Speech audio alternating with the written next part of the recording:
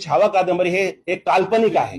काल्पनिक असल्यामुळं त्याला इतिहासाचा आधार नाहीये. आणि आम्ही स्वतः तहसील केलं. आम्ही तिथे गेल्यानंतर तो माणूस जर व्यक्ती हयात नाहीये तर जोशी कोणाला जायचं. मग आम्ही त्या प्रकाशाला काय नसून सांगितलंय हे कंटेंट्स बंद करावेत. ह्याच्यात जे आक्षेपार्ह विधान आहे हे कमी करावेत. आणि आता सुद्धा आम्ही चित्रपटाला सुद्धा विनंती करतो, पुतेकरांना विनंती आहे की त्यांना मी वॉर्निंग पण देतोय की त्यांनी ज्या पद्धतीने शिर्के घराण्याला दोषी ठरवलंय त्याला जबाब द्यावाच लागत.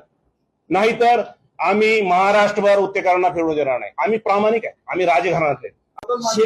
शिर्के घराणे छत्रपती शिवाजीराय, छत्रपती शिवराय, छत्रपती संभाजीराजांच्या आधी 350 वर्षापासून राजघराणे आहे. छत्रपती घराण्यांच्या आधी राजे शिर्के हे 350 वर्षाचे राजे. ते रायगड सुद्धा आमच्याकडे 300 वर्ष होता, 337 वर्ष. ऐका, राजे शिर्क्यांचा.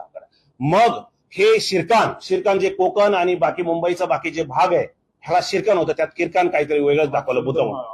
शिरकान हा भाग हा पूर्ण स्वराज्याच्या विलीन करण्याच्या आधी हा विश्वासाने दिलेला आहे.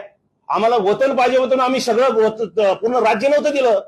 राजे शिर्क्यांकडे 350 वर्ष हे राज्य होतं. शिरकान स्वतःचं राज्य शिर्क्यांचं राज्य होतं.